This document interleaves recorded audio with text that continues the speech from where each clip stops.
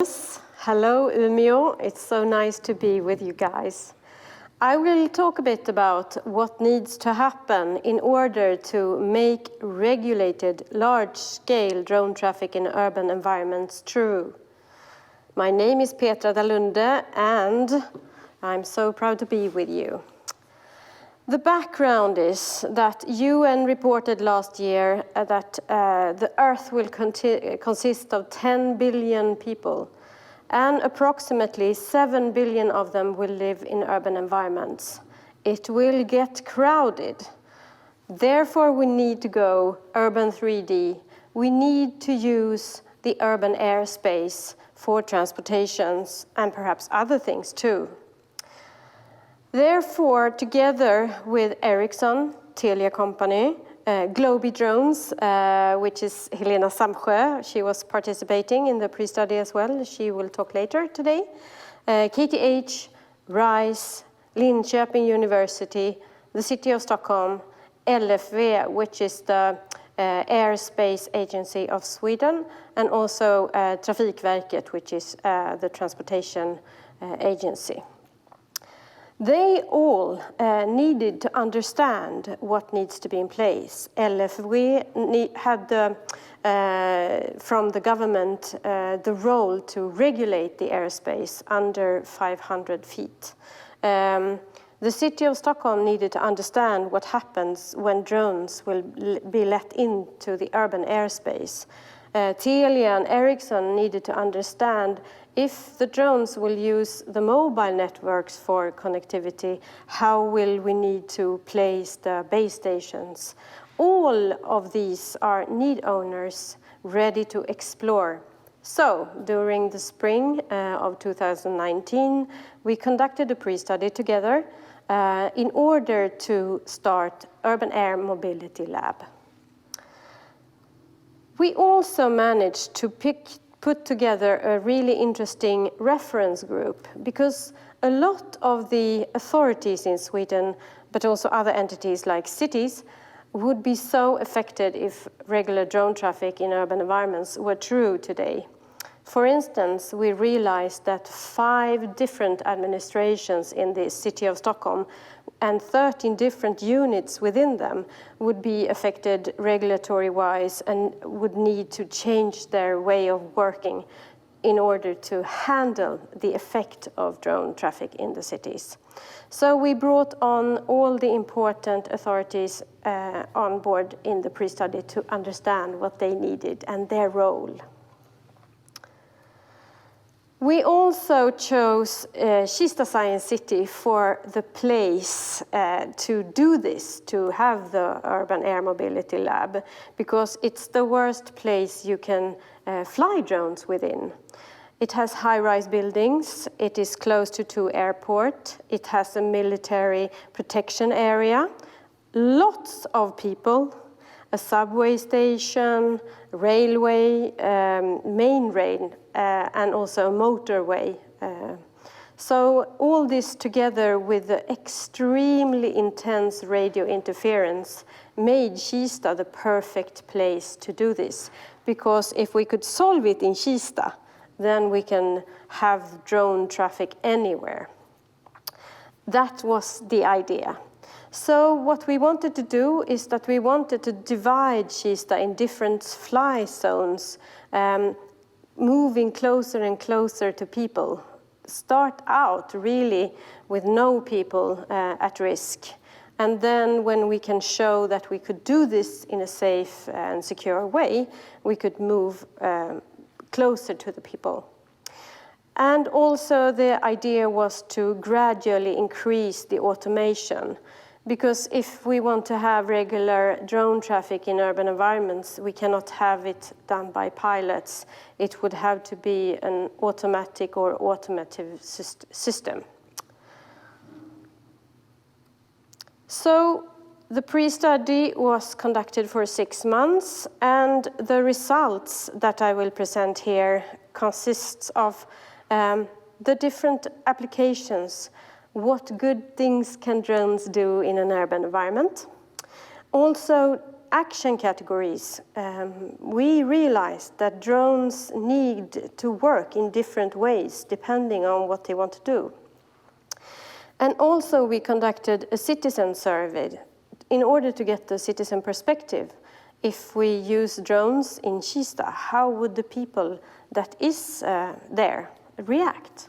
And what are they thinking about drones?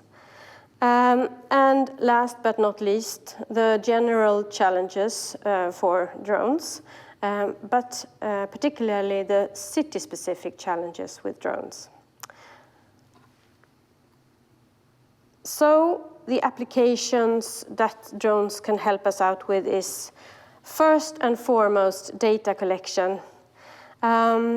We have seen that if you use drones for data collection, you both minimize the risk for the person conducting or collecting the data, especially if you want to survey bridges or art buildings or high-rise buildings or mobile phone antennas or base stations. Also, if you want to do sign and road surface data collection, you can do it much faster and much cheaper. And the data that is collected is of much higher quality. So you can also look at air quality, traffic flows, watch accidents, emergencies. You can look at energy losses from houses with IR, and also inspect solar panels on rooftops and so on. A lot of things can be helped out with drones. They can also do transportation. What we looked at was blood and organ transportation between hospitals, but also heart starters. And there is a startup that is conducting that kind of service now, Everdrone, and we are so happy to have had them with us along of the pre-study as well, and we really wish them good luck in the future as well. A drone could also perform different kinds of services. Imagine a totally mobile traffic light or pedestrian light that can follow you, and if you think it's still too dark, you can ask for more drones to light up your way.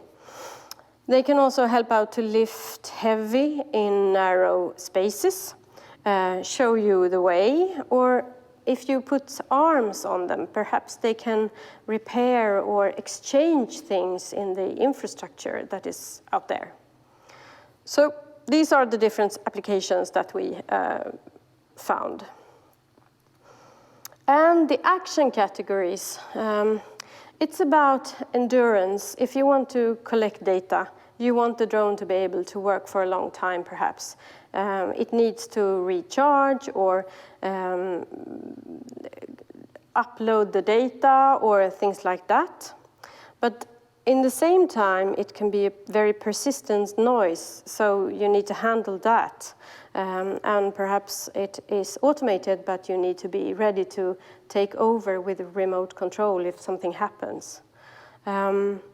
Also, this action could be done in different altitudes or environments. The speed drone, for example, a heart starter, where every second counts, needs to go in a straight line. So we imagine perhaps that it could go straight up from the hospital on a very high altitude and just go the straight line towards where it needs to go and then go down. So it's the bird's way. But then you need to have a risk assessment done already, and every fly tower and actor or partner that gets affected needs to be ready and prepared for this. So it is high demand. And the last action category was strength, a strong drone. It will then be working on a lower altitude, but it will make definitely more noise since it's larger. And you will also need a greater safety distance from people when you use that. So these were the 3 action categories that we recognized. And the citizen service, what did the citizens think? Well, it was important for them to feel that they knew who owned the drone and what kind of work it did. Why is it here? In the same way, like an ambulance, we accept that it sounds really bad and drives really fast because we know who is driving and why. So it's okay. So I think it will be similar here if you want to let drones into the cities. We need to understand what they do and who owns them, who is responsible. Also, the value creation they thought about was mostly environmental purposes, to measure air quality or if the trees are feeling well and so on and so forth, but also security. So it's a constant balance act between security and integrity, and I think it will always continue to be a discussion. And the last but not least good information from this citizen survey was that they were very curious about drone and regular drone traffic. They wanted to engage and they felt that they were included. And what we understood is that drones in urban environments would be a new infrastructure. So we need to establish like a social contract with the citizens in the same way as we have done with cars. The cars, I think, live on history. If there were no cars and we would ask the citizens today, would you like to have like really large, heavy vehicles that drive fast in your environment and pollutes it? Raise the air particles and sounds kind of bad and kills people and take up a lot of space? I don't know if the citizens would have said yes. But we have a social contract that accepts car traffic and we make the best of it. We need to establish that kind of social contract for drones as well. Then we have the general drone challenges that everyone that flies drones has to deal with. It's about security and safety. You have to do the risk assessment. We need to have the UTM to control it. We need to work with radar and counter drones if necessary, especially. We have to access several network operators. We have to decide about the route, the altitude, be careful about people, and also relate to other vehicles. Everyone has to do this. Also, it's not decided yet if all drones should be flown in mobile networks, and if so, 4G LTE or 5G, how will this work? Also something that everyone has to work with. And beyond visual line of sight. When can we replace the human eye technically, especially in urban environments, but anywhere? It's beyond visual line of sight is a challenge for everyone. But then we focused on the city-specific challenges. And we could see that it's mostly about people. Cities consists about people. And the privacy issue is, of course, one, but the risk. As soon as we allow drones in the city, it's no longer that people will be watchful as soon as they see a drone.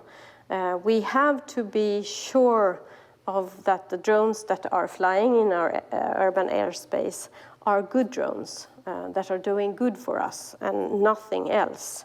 So that is like super important. Also, it will be noisy, so we have to solve that, especially when they drive in the canyons between facades. The sound or the noise increases. And the social contract that I talked about before. The route do we need to fly down in the canyons when the noise increases and the risk also? Or can we fly on a higher altitude, and what happens then with helicopters and other vehicles? The radio interference is unique for the city environment. It's both mobile networks, but also all the Wi-Fi, IoT, and everything else that is wireless that are in the city. The infrastructure, both the connectivity, but also charging stations. How shall they take off and land, and where? It also depends on the size of the drone, but even smaller drones need to have an infrastructure for this. Parking, where do they sleep? Where do they upload their data? And the use space. Also, the airspace. Who is responsible for the airspace in urban environments? Today, no one below 500 feet. And would all cities accept if national authority is responsible that will be so? Or will they think otherwise? The altitudes, also lines. In cities, you often have street lights hanging on lines. How do you avoid them? The air corridors. Do we need to establish air corridor ways and air corridor motorways? We don't know. Control and geofencing, how will this work? Who is in charge of what and responsible for making sure that the drones doesn't break the rules and so on and so forth? Well, it's a lot to consider here. Last but not least, the city-specific challenges. Regulation and legislation. We have legislation on EU level, but also the national level and local level. So who will be responsible for what, and how do you make sure that the cities take responsibility and have the infrastructure in order for regular drone traffic to be safe and easy to conduct? So when we have solved all these city-specific challenges, there will be possible to develop different products and services that these drones can help out with in the city environment. We haven't managed to finance UAM Lab yet. The work continues. If you have any ideas, you could definitely reach out to me later on. And I would like to finish with this picture. We need to solve all these challenges together, and we need to start now. And if you know something that could make this go a bit faster, please let me know. Thank you so much, Petra. I'm so looking forward to discuss more of these questions with you later on in the fireside chat.